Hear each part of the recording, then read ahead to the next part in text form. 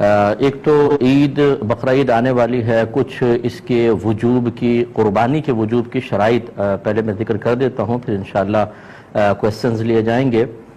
دیکھیں، قربانی کے جب 3 دن آتے ہیں تو ویسے تو فقہاء نے فرمایا کہ ان 3 دنوں میں ہر عاقل بالغ مرد عورت اپنے اندر قربانی کی شرائط کو تلاش کرے، لیکن بہتر یہ ہے کہ فرض کر لیں اگر آپ پہ قربانی واجب ہوتی تو آپ کب جانور خریدتے؟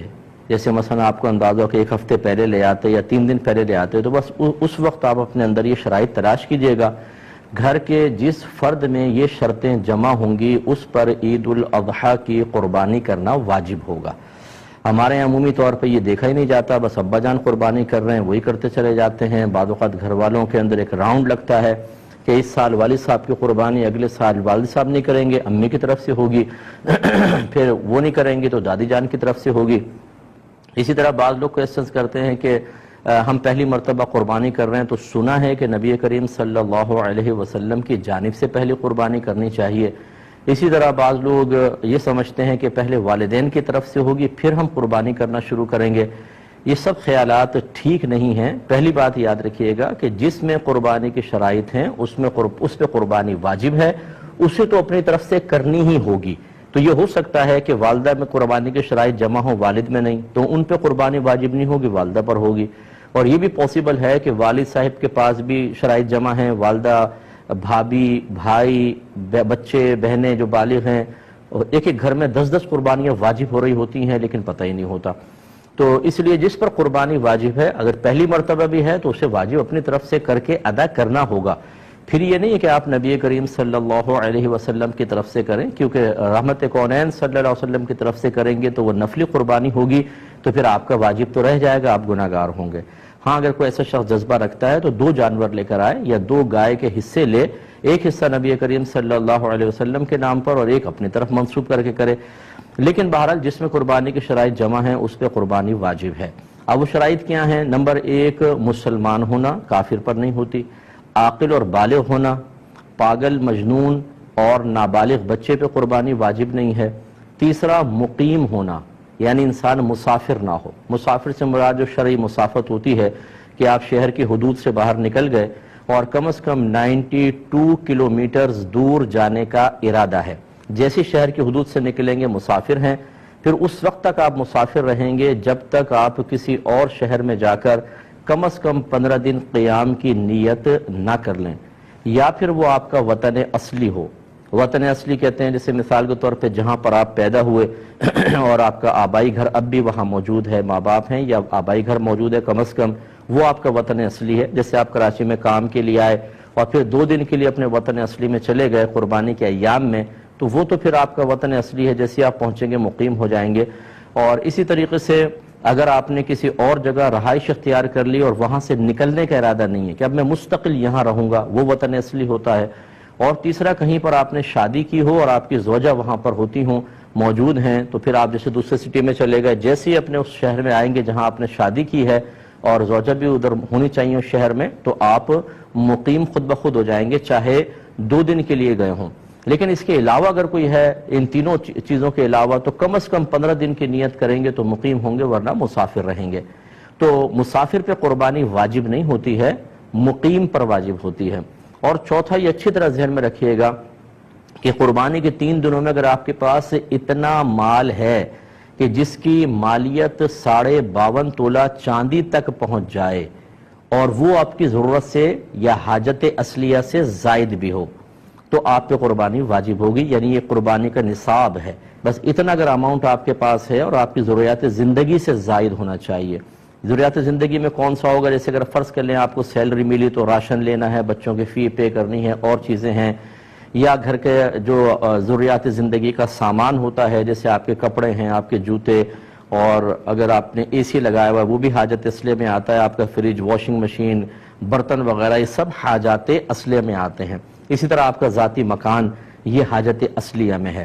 اس سے فالتو کوئی بھی سامان ہو کہ جو آپ نے جو آپ کی ضروریات زندگی سے زائد ہے یا پھر سونا چاندی کی شکل میں ہے، تو وہ اس پہ قربانی واجب ہوگی۔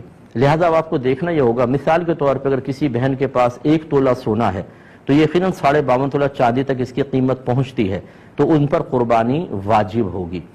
یہ زکوٰۃ کے نصاب کو نہ دیکھیے گا، اس میں یہی لکھا ہے کہ اگر کسی کے پاس بھی کسی بھی قسم کا مال ایسا ہو جو حاجت اصلیہ سے زائد ہو اور اس کی مالیت 52.5 تولہ چاندی تک پہنچ جائے تو اس شخص پہ قربانی واجب ہے۔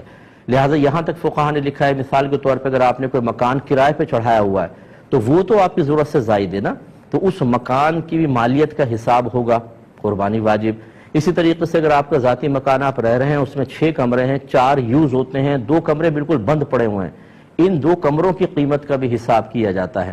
اسی طرح آپ کے وہ کپڑے جو آپ پہنتے نہیں ہیں، چھوڑ دیے، جیسے بہنوں کے شادی کے ہوتے ہیں، ایک سوٹ صرف شادی کے ٹائم میں پہنا جاتا ہے، پھر ایسے فالتو پڑا ہوا ہے، اس کی قیمت کا بھی اعتبار ہوگا، یعنی جو بھی حاجت اصلیہ سے زائد۔ اسی طریقے سے اگر آپ نے BC بھری ہوئی ہے اور ابھی آپ کی نکلی نہیں تو سمجھ لیں وہ آپ کا قرضہ آپ نے دیا ہوا ہے، اس کی مالیت کا بھی حساب ہوگا۔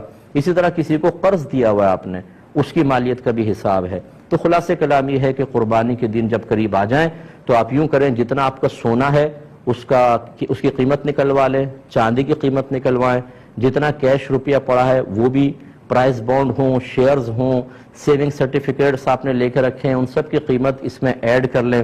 اس کے علاوہ آپ نے اگر BC دی ہے اور ابھی نکلی نہیں، وہ آپ کا قرض ہے سمجھ لیں، اسے بھی ایڈ کریں۔ کسی کو ویسی قرض دیا ہوا ہے وہ بھی اس میں ایڈ کر لیں اور اس کا ٹوٹل نکال لیں۔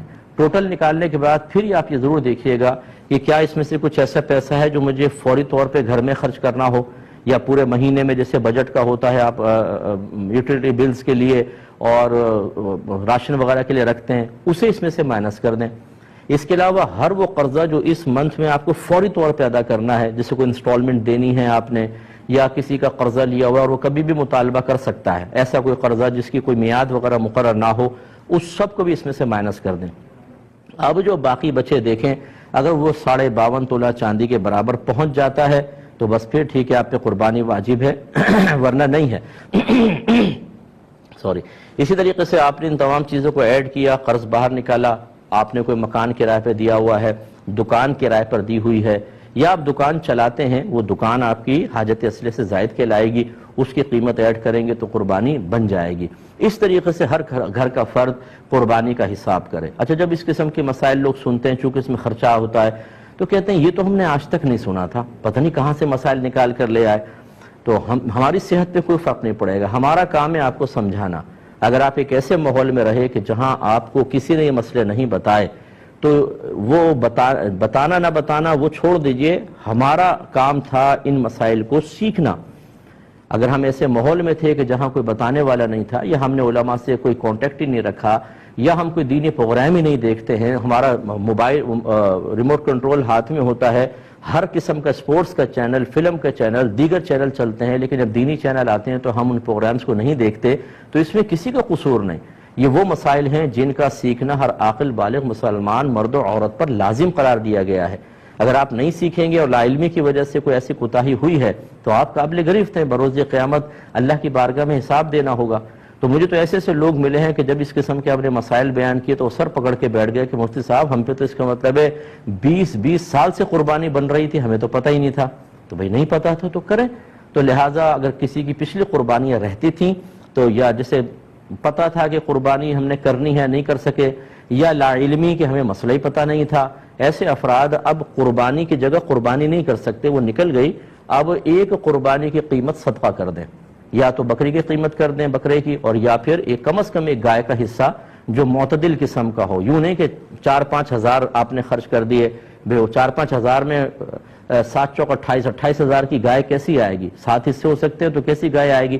اچھی تھوڑی سی درمیانے درجے کی گائے کا حساب کریں، اور اس کو آپ یعنی جتنے رہتی ہیں، 10 قربانیاں ہیں تو اگر آپ 7 حصے ایک گائے کے اور 3 حصے اور گائے کے اندر ملا لیں تو 10 حصے ہو گئے، اتنے آپ کو رقم صدقہ کرنی ہوگی۔ فوری طور پہ کر سکتے ہیں، بیسٹ ہے، ورنہ اگر اتنے پیسے نہیں ہیں تو بہرحال اس دفعہ کی قربانی واجب ہے وہ پہلے کریں، اور پیچھے والی قربانی کے تھوڑے سال بسال خرچ کرتے رہیں تاکہ وہ آپ کا حساب کتاب پورا ہو اور آپ آخرت کی گرفت سے محفوظ رہ سکیں۔ اللہ تعالیٰ سمجھ کی توفیق عطا فرمائے۔